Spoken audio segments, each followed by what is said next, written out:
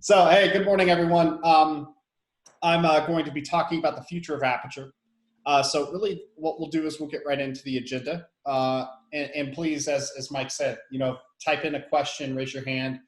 You could stop me at any time. So really what we'll do is we'll go through the agenda. I'll do a brief introduction as well as Kyle, and then we'll cover the Aperture feature roadmap for next week, and then we'll book. And then right before that Aperture roadmap, what we'll do is we'll cover just a 5-minute quick demo of Aperture. I know that everyone hasn't seen Aperture. I do have a launch webinar that we have hosted on our site. We also have done dozens of demonstrations, but if you are interested in Aperture and you just, the 5-minute teaser here didn't sate your appetite, please let us know. Be more than happy to go through and do an hour-long demo session with you or your team to really cover the ins and outs of Aperture. Then we'll do an interactive QA. So I'm bringing back the polling like I did last presentation. So really in terms of what we want to provide from that Q&A is that you all help us develop Aperture. Really the input, the drive, where you all are heading in terms of your Microsoft data protection or even outside of Microsoft data protection story really helps Kyle and I understand where we want to push Aperture next. So we'll do some interactive polling and some discussions around some of the answers. And then we'll talk about our post-launch accomplishments. So it's been a little over 30 days since Aperture launched. What have we been up to now? And really what's the next big thing that we want to announce with Aperture? So with that, we'll hop over to the introductions. Everyone that doesn't know me by now, I'm Skylar Butler, Director of Product Management, worked in InteliSecure for about 5 years now. I've really been in charge. I've done DLP engineering, I've done vulnerability management, I've done sales engineering, I've been the director of engineering. So I've really been heavily involved in operations for almost 3.5, 4 years of my InteliSecure journey. And what I realized from that is that, I have a deep understanding of what our clients are trying to accomplish, what services we're trying to provide to our clients, what are the pain points, the issues, and things that people deal with as a managed service provider that, I thought would be uniquely beneficial when it comes to being a product manager. And so I've been a product manager for almost a year now. It's been a wonderful ride, and most of it's all due to this guy who I'm introducing next is Kyle Armstrong. So Kyle, go ahead and introduce yourself. Yeah, hey everyone. My name is Kyle Armstrong. Perhaps a little less well-known than Skylar, who is of course quite infamous. But I've been in the security industry for about 8-9 years now. Worked at Symantec as an engineer. I'm on the West Coast, if you can tell by how dark it still is outside. But I'm inhaling coffee, and it is fantastic. So just happy to be here. Happy to show you this great product that Skylar and I have created. Yeah, and thanks, Kyle. And to Donna's point, kind of the PT Barnum, there's no such thing as bad publicity, so I'll take it any way I can get it. So really in terms of what we'll do is I'm going to quickly show you all Aperture because I want to make sure that everyone understands what we're talking about, what we mean by Aperture. This will be a very quick high-level demonstration, 5 minutes at most. And like I said, if that really got you going and your appetite's there for wanting to see more of Aperture, please let us know. I'd be happy to spend some time with you. So what I'm going to do is I'm going to quickly log into Aperture and log into a test client. And so really Aperture is the platform you're looking at currently. And really what it's designed to do is to really be your lens into the Microsoft data protection space. The idea is that we're covering multiple different areas that Microsoft was, weak on in our opinion when we first looked at taking on Microsoft as a data protection service. So if you remember from my presentation yesterday, the area that Aperture covered was the triage workflows escalations around how Microsoft can communicate between us and MSSP and our clients. Now, this is the dashboard. This is just a quick glance at what is going on within the incidents, number of days, the mean time to respond for analysts, the number of escalated events. It'll give you just a quick and down view of what's going on in the day-to-day within DLP. We also really, what I really wanted to focus on was the events that are generated. Now, we obviously not just get data loss prevention events, but we also get threat assessment events. Now, InteliSecure doesn't triage threat assessment, but it's also another place for Azure ATP, Defender ATP, other types of security-based events also come into Aperture as well. So we're also giving our clients the power of not just having data protection events, but also the correlation and eventing of threat assessment. So if you want to see who logged in with an anonymous IP, or hey, this person's coming from a country of origin that we've never seen before, those types of events are also forwarded into Aperture. Now, the reason why we have it there is one, because the Graph API pulls all that in, but two is that eventually when we're looking at doing machine learning or correlation, the threat assessment events can start tying in to maybe a MITRE kill chain attack, where you start to say, hey, there was a compromised account. This compromised account was this person had accessed sensitive information. Maybe it's also sensitive information leaving the corporation. So we have the data there. We allow our process, the processing of that for our clients, as well as ourselves for correlation if required. So let me click into a DLP event, and I'll just show you what Aperture looks like in terms of an event. So anyone who's done triage in Microsoft knows that the information provided is really not there from a high-level standpoint. You typically will see this, and that's about it. So you'll get this information in a Microsoft alert, but really in terms of how it's classified or triaged. So here's an example here that we can actually create as many customized statuses as possible to really cover all of the use cases that you as a client have. So we could set this to true positive, unauthorized business, and the limit of these statuses are unlimited. So we can do as many or as few as we need to meet the use cases, to meet the cap requirements that we create. And then escalation as well. So we want to inform someone about this event. We want to escalate that to a client. We can have a client's name or distribution groups drop down here so we can directly email them.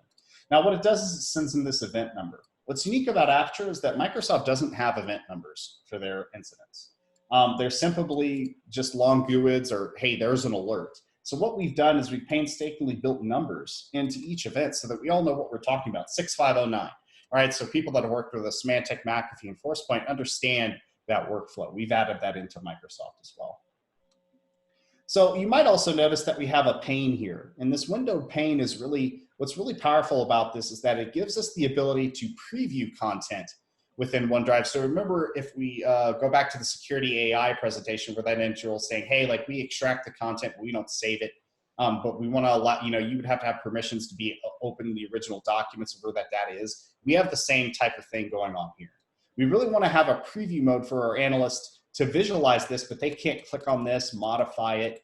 Now, they could still take a screenshot per se, but really most of it is to protect that information, but it's never stored on our system. So if this had social security numbers or credit card numbers, no one would be able to save this information, and we never store it in our database or our systems. This is previewed directly from your environment in O365. The second I close this web page, that information is no longer within our systems. So what it does is also gives the analyst the quick ability to understand, is this true or false positive? So we have our merger and acquisitions test here, and we obviously have keywords that have triggered that. It's easy to see that this was one, a test, but also the fact that we were able to directly see what the stained data or the violating content was. And so this is great, maybe an analyst come and say, yeah, that looks like a true positive to me. It also provides the username. Another thing that we've added to in the benefits of it are the attribute section. So we can add multiple different Active Directory attributes into the incidents as well. And we also have auditability in terms of what occurred within the system events from the time that it was generated to the time that me plugged in an event up here at the top. We also have something down here that we've been working on around behavior. And this is something called historical radar. So historical radar is really looking at the standard deviation between the user and what the company has been doing for the similar type of events. So if this merger and acquisitions policy that's been violated happened across the company, it shows you how the company has been classified as a whole versus the user itself. So if there's a large outlier of true positive events for the user that doesn't align with the company, then you can start to understand, hey, is this user acting maliciously? Are they just not following business practice? But this user is acting different than the rest of the company has with this type of information. This could start to look at, why that user is doing those types of things. Yeah, it's a kind of a visual depiction of how like our machine learning kind of looks at things as well, right, Skylar? Mm-hmm. Because if something is following the general trend of a company, it's likely not that big of a deal unless there's other outliers to be found within that. But certainly in this case, if the company was mostly testing and this was all true positive for a specific user, then that shows that the user needs more training or a swift kick out the door, right? One or the other. So yeah, and what we'll do in the future is that once the Graph API opens up the possibility for us getting investigation scores and insider risk information that is not yet there with the Graph API, we'll be able to correlate that information with what we're doing on our side of machine learning and be able to combine an overall risk understanding of each individual. So that'll be an exciting development coming up soon. So Kyle, Corey Vito has a question for us. He goes, hey, Skylar, what would the escalation email look like from the recipient's POV? Can that email typically be altered to the admin's preferences? Ooh, so right now it's a really plain email. I can tell you that. I can also tell you that as of the next minor version, which will be coming out in a couple weeks, that will be able to be altered pretty significantly. Pretty similar to semantic DLP's ability to add, let's say, attributes within the email itself and all of that fun stuff. So the idea is kind of to mirror that and almost make it better, because of course there's a lot of features within Semantic's own email system that is a bit flawed or lacking. So expect basically that. Yeah. Cool.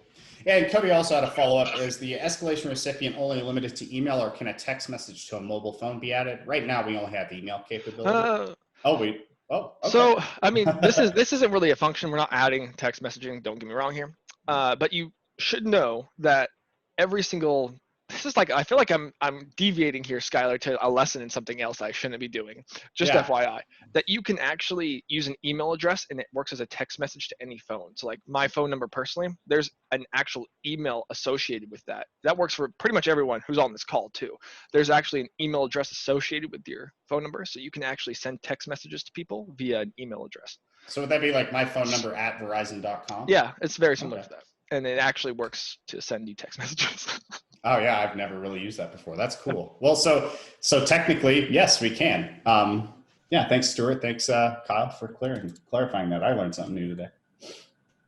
So really, that's what Aperture is designed to do: is to classify, event, escalate, be able to communicate. But we also have the ability to post comments as well. So, for example, we could @ somebody. We'll @ Kyle since he's on the phone here. Hey, Kyle, check this out. And so what this does is not only does it send a notification into the incident itself, we can also post an alert. So it'll alert Kyle that there's been an additional comment into this information. What we want the comment sections to be is not just a, hey, take a look, or, kind of lagging comments, but we also want to build upon the understanding of feedback. So why did we escalate this to a client? Why is the client, and then the client goes in, does their investigation, says, hey, this is totally awesome, fine. We just wanted to let you know that we, found that user, they're under investigation, they're trying to steal corporate secrets, right? That feedback loop can come back to us. We really, in terms of InteliSecure, the feedback loop back from our clients that help us understand what is and isn't important is a really crucial part of the process. And so we developed the comments section, not just to communicate, but also to capture that feedback. So when we come back and look at an incident later, or we want to export this information, all those comments in there are saved as a historical record of what occurred between us and the client. And that comment section really helps drive that. Awesome. So I'm gonna go ahead and drop out of Aperture now. I know that I didn't really cover all the areas that probably people wanted me to cover, but as I said, please let us know. We'll be more than happy to take you through a demonstration. Okay, so we're going to get into the roadmap here. And really what we're going to be covering is what's going on all the way out until 2022. So first, we're going to be looking at the policy engine standardization. So Microsoft has been doing a lot of work around policies, as I showed yesterday. They've been combining them into the Compliance Center. That's a great boon for us because we can also utilize that same aggregation to provide updates to our policies that we're managing for our clients. One of the biggest problems with Microsoft policies, though, is that to do customized policies with sensitive custom info types, it requires an XML that needs to be then uploaded via PowerShell to an O365 tenant. Now, there's formulas and templates you could do inside of O365, but really to gain the efficiencies and to do it and provide advanced rules, those XMLs really are required to be able to do that. So what we want to do is cut out having to take an XML, tear it down, modify it, and then have to run a PowerShell script with remote signed permissions into someone's environment to get that done.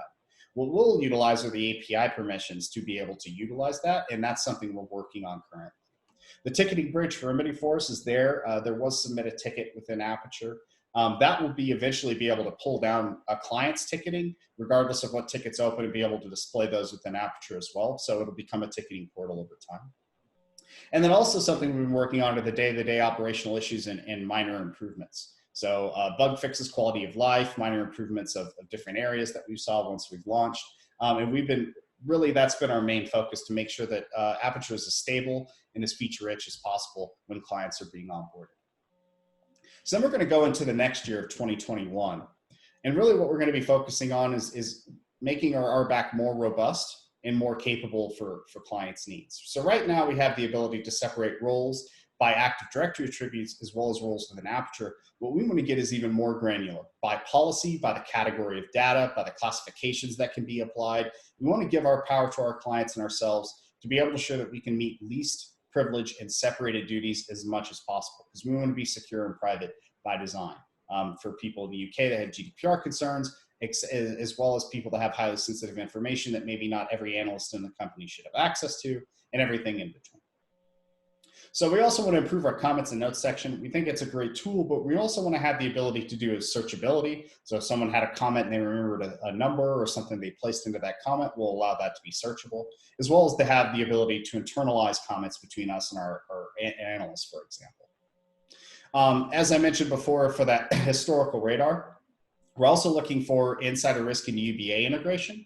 So it's there, Microsoft has it, it's displayed on each event, but the problem is that the Graph API does not send that information over to us. Now the beta branch of the Graph API currently offers that information, but we're not going to utilize the beta branch due to its instability or radical changes that can impact our application. So we'll be holding off on that until that becomes generally available, and then we'll be able to immediately plug that in. We already have the groundwork laid out for that, right, Kyle? We're just needing the data. Yep, that's right. So, and then O365 stain data handling. So the email channel is really difficult to manage in O365 in particular. So when someone sends an email that violates content, you do get an alert inside of the Compliance Center that tells you, hey, a violating content email has been sent. But the actual information about what was violated is sent back to your email in the form of an admin or a mailbox. And so that email actually contains all the sensitive information in it. It contains what actually occurred, who the user was. But that's invisible to us through Aperture right now. So what we're working on is how do we want to extract that information from the email and then place it back into Aperture using the APIs for the email system to then display that information, but also to make sure that we're not saving or storing or displaying that sensitive information in a way that would cause information to be, one, saved by us, and also two, that it can also give the analyst an impression of what's occurring. So that's really a big area that we'll be working on next quarter. That'll be a huge benefit for anyone utilizing Aperture, particularly for again, it's just another one of those things that Microsoft said, hey, we built this great thing, and how to use it means you have to go to all these different places to actually figure out what the heck is going on. It's just another way Aperture is minimizing that effort right down to a single pane of glass. Yeah, awesome. Then really, if you look at the back half of 2021, we're going to be converting our business intelligence tool from Tableau to Power BI. This just makes sense for us as a Microsoft partner. All the data is there in Microsoft already. We're going to utilize those tools to get that done. User justifications and policy tips, as we've seen in the prior, that Microsoft has now, really kind of gained some more credence around how they can do justification. They've actually shown ways to get that done. They've actually provided pop-ups to users. But now users can enter justifications, but those justifications don't seem to be saved anywhere, right? The user might justify something, but you'll just see the user dismissed or user overrode. So what we're going to try to do is have a way for us to capture that information for justifications and pull it back into Aperture if the user did dismiss or override why and what their reasoning behind it was. Also, additional pivot and reporting capabilities. So the dashboard that I showed at the very beginning is kind of static, right? You can't move those widgets around or add or remove widgets or edit them. So we'll be looking at providing abilities for us to be able to modify those and save those dashboards based on your role, based on individual users, so that you can customize what information that you need to see to help you with your day-to-day data protection needs. And then moderator release capability is something that Microsoft has come out with, which I'm pretty excited about, is the ability to, it's like quarantine for everything. Is kind of the quick and dirty. So instead of, someone tries to share a file outside of OneDrive and it violates content, instead of just saying, nope, you can't do that, what it'll do is it'll go to a moderator or somebody at the organization that has the ability to release that if they deem that it's necessary or it meets, security requirements, but it was a false positive, for example. So it's an additional ability that we have to allow moderator release for certain types of files, etc. We want to pull that into Aperture as well. So the moderators can go to Aperture, see the incident, see what was involved, and then be able to release that event if they have those permissions, or we grant those permissions to those users to do so. That can include things like SharePoint, OneDrive, Teams, email. It really covers the whole gamut of a 365. And so that'll be a really important mode. Greg Hadler, I believe, asked us, any thought on developing an Aperture mobile app or otherwise mobile friendly, assuming it's not already, for the iPad, Surface, etc.? Kyle, I'll let you take that. Yeah, it actually already is mobile friendly. In fact, you can go to aperture.intelsecure.com and see that for yourself. There are some areas of the site that are less mobile friendly than others, and I will readily admit that. It's one of those things that we're always constantly working on, improving that mobile experience. We emulate various devices. It's sometimes difficult to scale something and make it work for one device and then realize that there's a whole other Surface device or something like that, another scaled iPad, that it's just like, oh, okay, I've got to work in that now into my flow, as it were. But no, I mean, like I said, you go there yourself. The site scales beautifully on mobile. Works great. Yeah, awesome. Thanks, Kyle.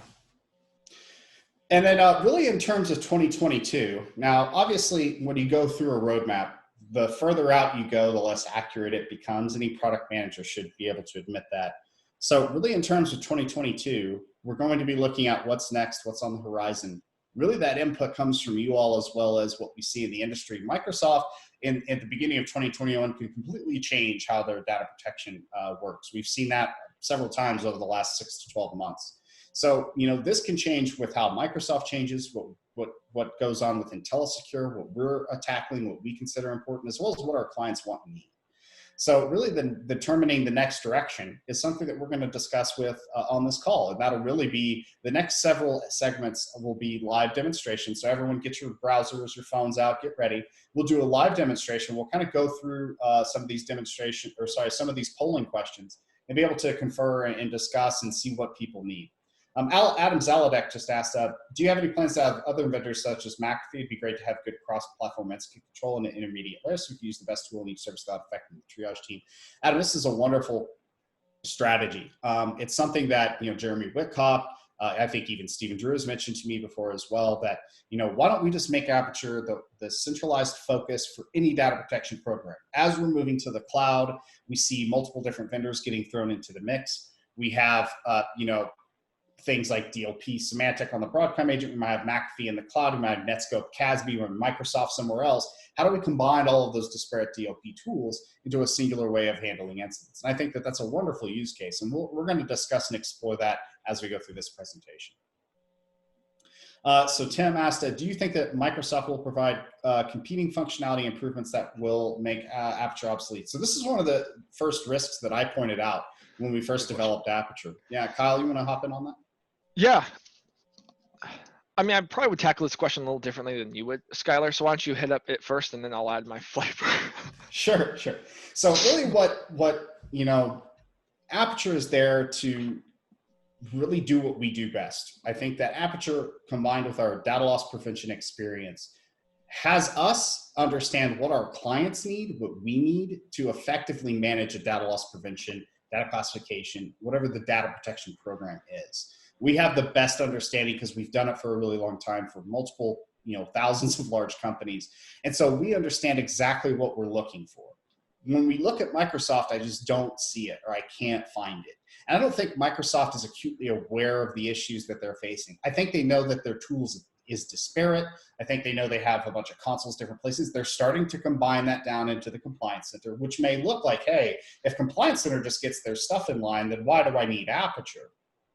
The thing is that I don't think Microsoft will ever really get what they're trying to accomplish. They might combine things. They might have alerting centralized. They might be able to have policies managed in a centralized location. But that doesn't really help us with the communication, the escalations, how we classify, the customizability of what we can provide within Aperture. And if you look at things like Adam said, if we start adding on different platforms and other types of things, then we really, kind of stand alone in that space as the largest integrator of data loss and data protection tools that we can offer. Kyle, go ahead and take your swing at that. No, I mean, all of that is very true. It's unfortunate that Microsoft is so far behind on something like a unified console. And you see how maybe it's difficult for them to really do that with all of their products, perhaps due to team siloing or whatever it might be. For example, we see that the endpoint stuff has recently been rolling out from Microsoft, which is fantastic. But of course, that uses a whole nother way of generating alerts or incidents within their console. Instead of going to their unified platform, which they've been kind of boasting in their compliance center, it uses a whole different alert system for endpoint. And one looks at that and goes, why you guys are making this great thing, and why are you deviating from that? I think unfortunately it's due to Microsoft's size that things move at the pace they do, which is rather slow. And when they do come out, it's unfortunately in a siloed way. And so it just takes a lot of time for everything to kind of unify. Not to mention, unify in such a way that is, let's say, useful to the end user, and with that in mind, right? With that sort of knowledge in mind that, hey, this is how other companies, small, big, whatever it might be, will use this product and need to use this product. It's a blessing then from a InteliSecure standpoint, having our experience, knowing how people leverage DLP, being on those front lines, that we are developing from that standpoint and able to move quickly and fast.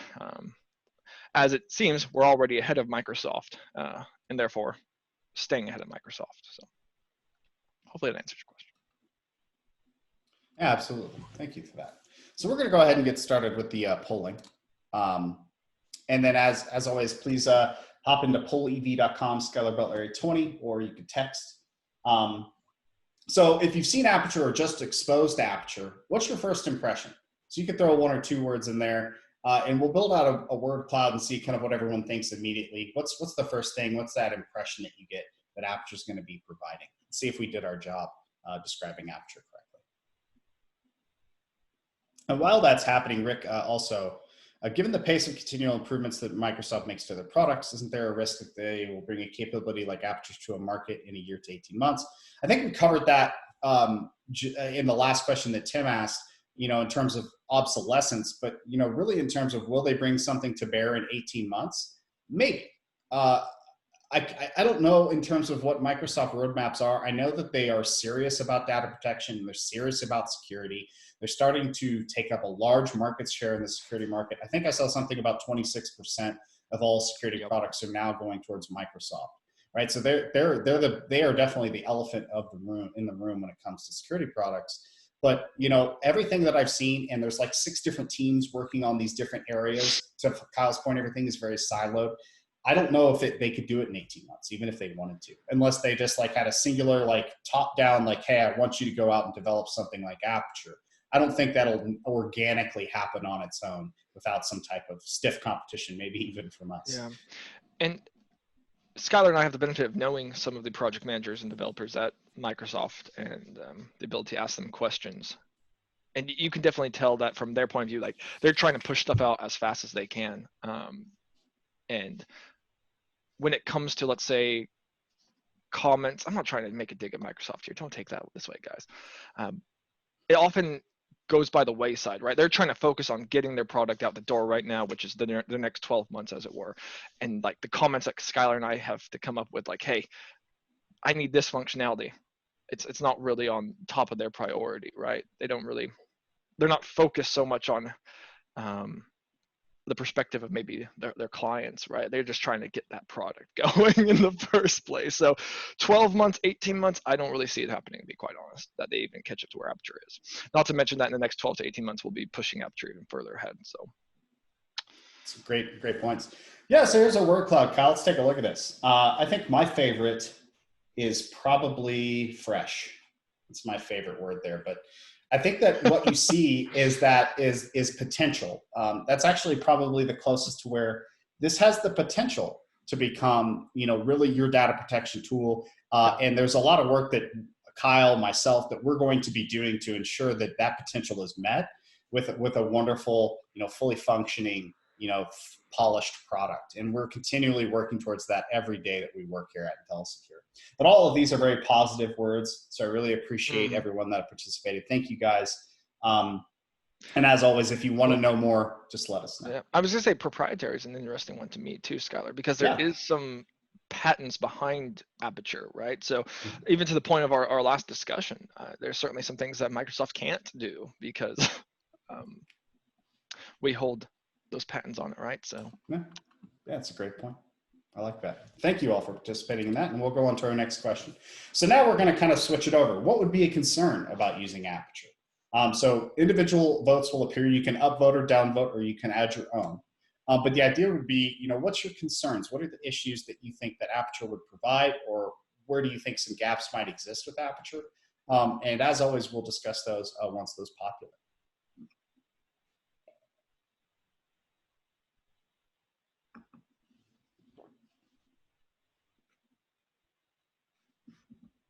So Kyle, while that's going on, what would if you were a client, right? Let's turn the hat on backwards and say, hey, if we're clients, what would be a concern about Aperture that you would want to address, or maybe people understand? Well, certainly from my perspective, especially with like legislation coming out, Skylar, oftentimes it's daunting thinking of using a new security tool or adapting that, because you'll have to go through the whole security practice of understanding how that meets with, let's say, GDPR, all right, or different protection acts coming out in the United States.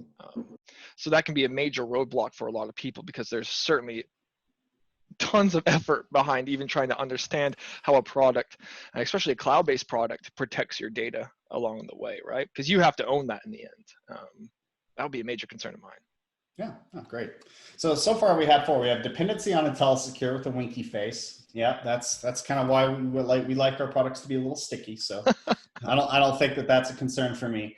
Interoperability, keeping evidence if investigations require, privacy preview, and what's the architecture?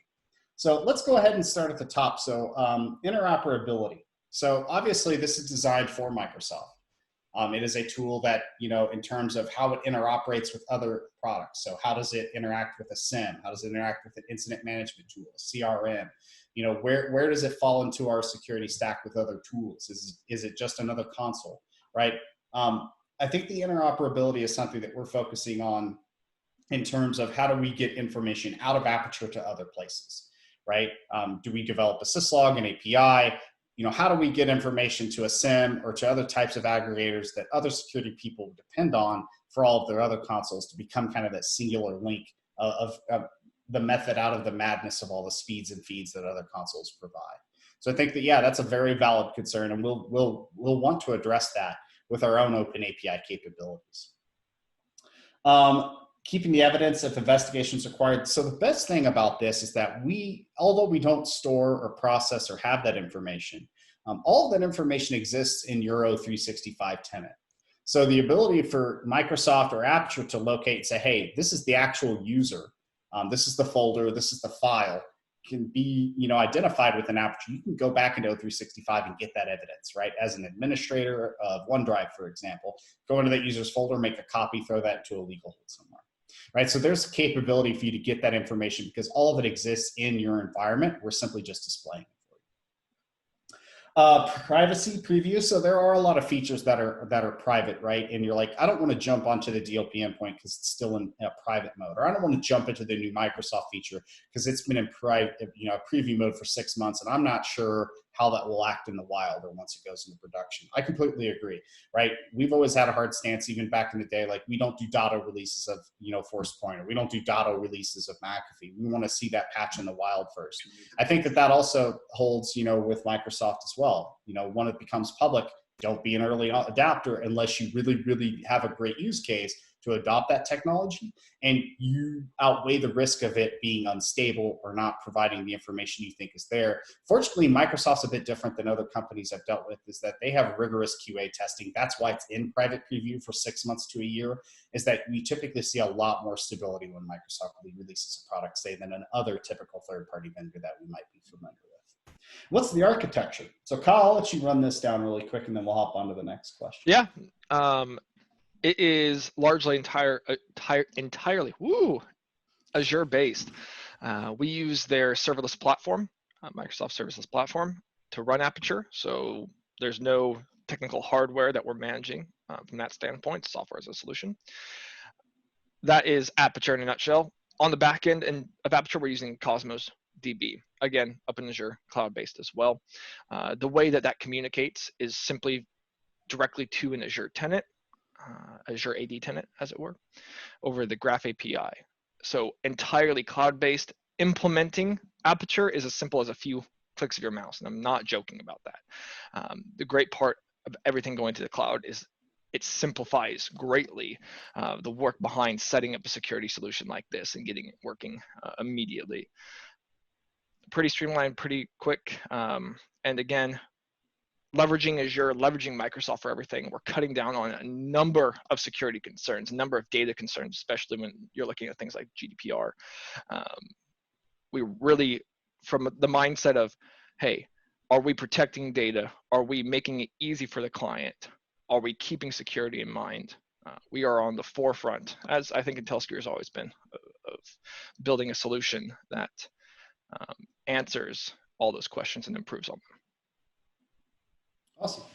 So now we'll move on to our next question. So this is really out to you all, is that what items within the Microsoft compliance features would you rank highest in terms of priority? So we already covered 365, AIP, and MCAS today with Aperture. What would be the next big area that you would want to see within Aperture, or something that you have a great interest in that you would like to see? So what we have is insider risk management, e-discovery, advanced audit, information barriers, customer lockbox, and communication compliance. So far, it looks like communication compliance is taking the lead. So communication compliance is great because not only does it look at sensitive or DLP violating content, it also looks at behavior of a user. So this could be for like anti-discrimination practices. This could be for malicious or hostile work environment.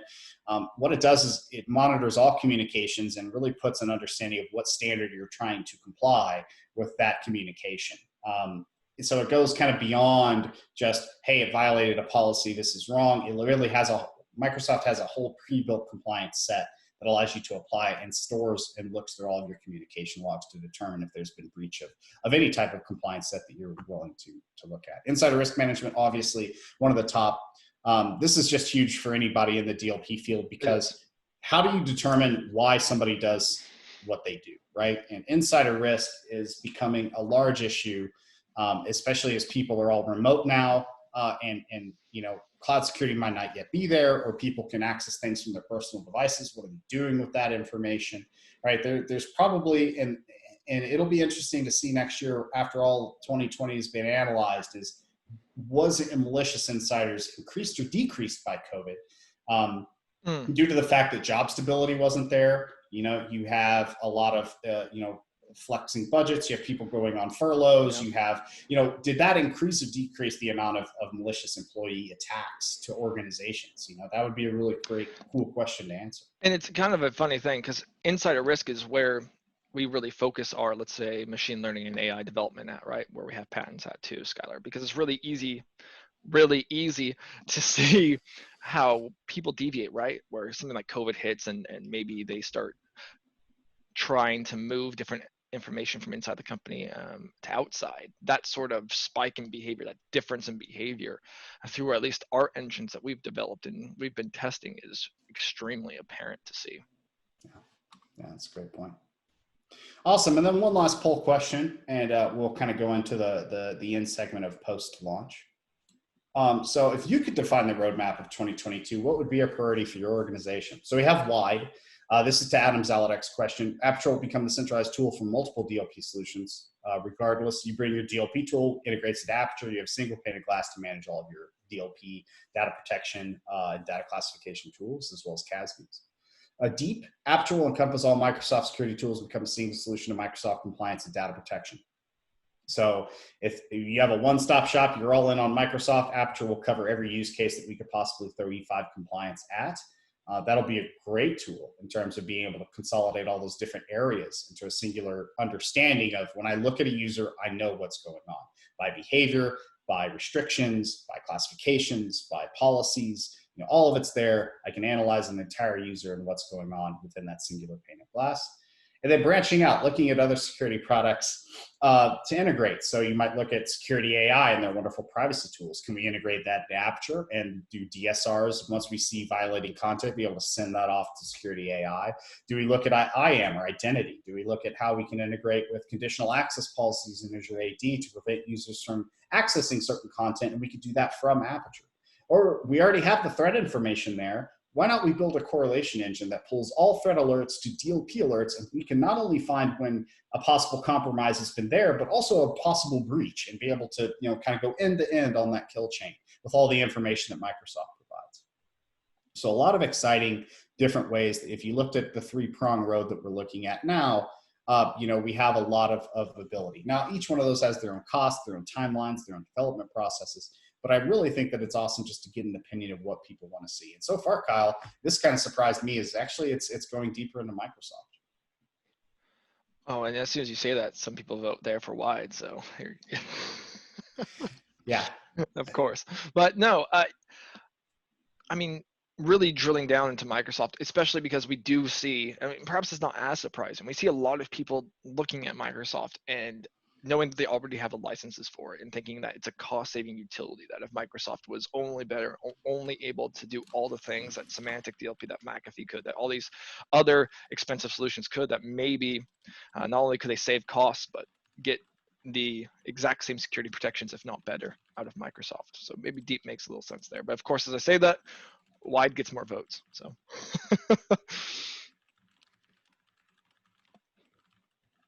sorry, I was just answering Alan. So Alan, is there a plan to get a SOC 2 report for Aperture? So Azure has its own SOC 2 reports, which we utilize to host our software. So they're in charge of the hardware, physical security, access controls, et cetera, for the data center itself. We're simply laying our application on top, but there are other SOC 2 capabilities that we could get just for our application. Right now, I don't have a plan to do so, but if that request becomes frequent enough and the Azure SOC 2 doesn't get people past the onboarding phase or the compliance phase for their procurement, that they need a SOC 2, well, we host it in Azure and here's Azure SOC 2. If that doesn't, create the sufficiency that they need, besides all of our other secure code testing, the penetration testing, vulnerability scans, web app firewalls, CDN content delivery network in front of Aperture that we already have in terms of protections, then we would look to, extend that SOC 2 into our application itself. Great question, Alan. Thank you. So here's my argument of why people, I think, went deep more than wide, Kyle, and you can agree or not. A isn't really a value add to clients as much as B is, and here's why. If you have multiple disparate products and you have a managed services provider like InteliSecure, it's really on us to make sure that those products talk to each other and that they get succinct reports, they get succinct escalations, that they get all that information, that it's really on us as a managed service provider, be it manual or automated, to get that information, combine it, and to provide our client actionable and valuable information. Right. So having a tool that does that will greatly benefit InteliSecure. Does it benefit the clients? Probably to some degree, right? I think clients get the ability to see their information in a single area. But I think the managed services team would really be more responsible for that. As we're deep, you're getting a unique functionality that doesn't exist in the marketplace today. And you become the largest integrator of data protection tools in Microsoft. That's a value statement that kind of stands on. So what do you think? No, that's a good point, Skylar. Certainly when it comes to the benefit that a business like us would get from being able to integrate everything together, get reports with everything together from all the different security solutions, that does benefit us. But again, we provide that to the customer, right? If those reports, maybe through Power BI, are automatically generated, maybe Wide is just as beneficial to the client who's able to see their reports in aggregation at any point in time as it is to us. Maybe it goes both ways. Yeah, good counterpoint. Awesome. Well, it's pretty split, 58-42. So I think there's no wrong answer there. Okay. So really what we're going to be talking about is our Aperture post-launch compliments. Kyle, I'll let you take down the slide because this is really all you, man. This is a wonderful effort done by Kyle and his team. Really just wanted my hats off to him. It's been wonderful to work with you, man, and you've developed a really awesome product. Let's go ahead and talk about what you've been up to here lately. Yeah, thanks, Skylar, for the compliments. Although I'm not really sure it's quite deserved. It's certainly been an amazing journey getting Aperture off the ground. and seeing all the amazing improvements that we've created. Since launch, we've continued to find different quality of life improvements as customer feedback has been coming in from those clients who are currently leveraging it, from different focus groups as well, right? So we're continually looking at quality of life improvements, mobile to the earlier statement, making sure it looks great on every platform, it's responsive, always looking for that next improvement. The UK has been a big part of that as well, making sure it's GDPR ready from day one, right? Where all of those kind of questions one could ask when it comes to, let's say, even those United States acts that are coming out for data protection. We're staying on the forefront of that, and that is just an easy checklist of items for the client where they're going to ask questions, we already have the answers, right? Where we're keeping that in the forefront of our mind there.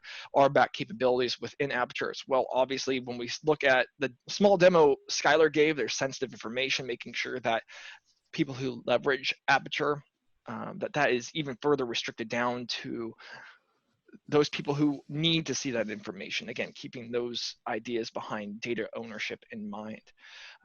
Always looking at new improvements as well. O365 stain data is a huge one, because Microsoft doesn't store that information anywhere inside their own consoles. They email it to you. They email the stain data to some email address. How silly is that? That's the only way to review that. Not only that, but it creates a security risk in and of itself. It really does, where it's sitting in an Exchange mailbox or a cloud mailbox somewhere. But that is where all your stain data lives. So we're always looking at ways to, again, see those gaps in Microsoft, see those potential security risks, and minimizing them through Aperture.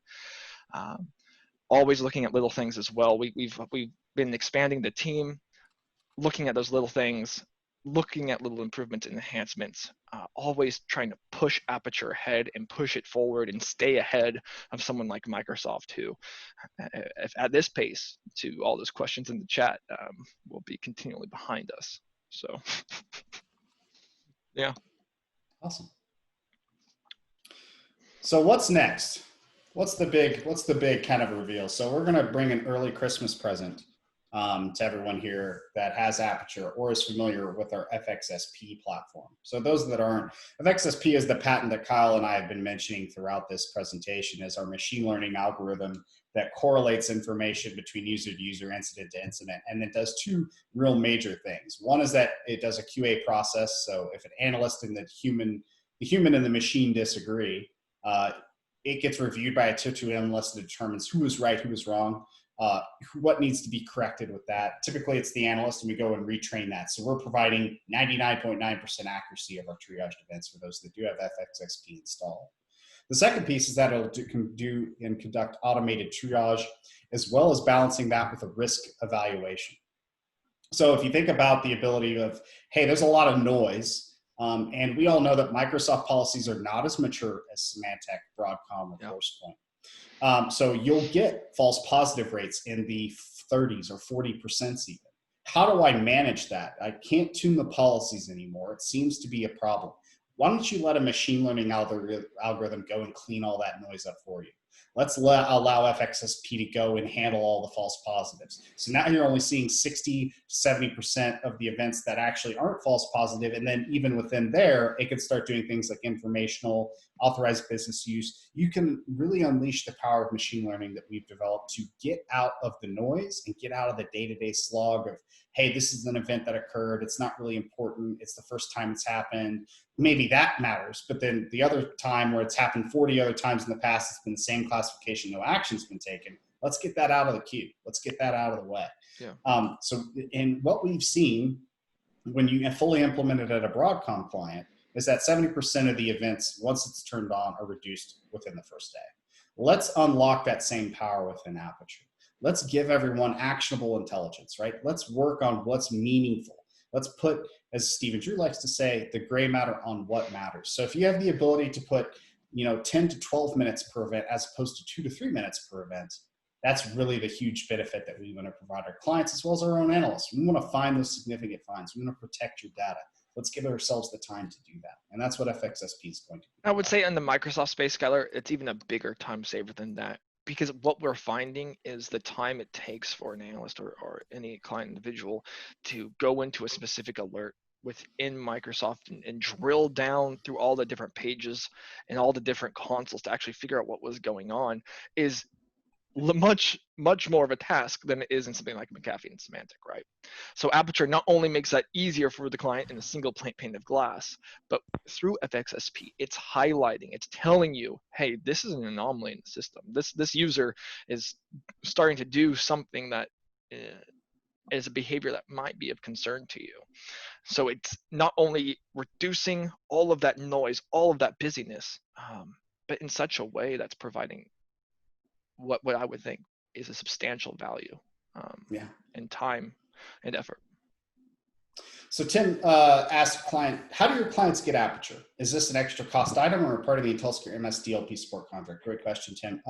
Aperture is free to any managed services client under our Microsoft services umbrella. So if you're a managed services client and you're either doing Broadcom, you're looking to switch to Microsoft, or you're coming in and doing Microsoft, Aperture is free of charge. We'll never charge our clients to utilize the tool. It's free and available to anyone that has a managed services contract with us. In the future, are we looking at doing resell or productizing this to where you get it off the Azure App Store? Maybe, maybe not. We're not quite sure. Really what we want to do now is just provide our managed services clients with the best capabilities that we can bring to bear, not just for ourselves, but for any other DLP provider out there in the world, that if you come to InteliSecure, you will have the best that we can provide around the Microsoft data protection stack, and that we want to be able to provide that information without having you to worry about software charges or subscription fees. Right?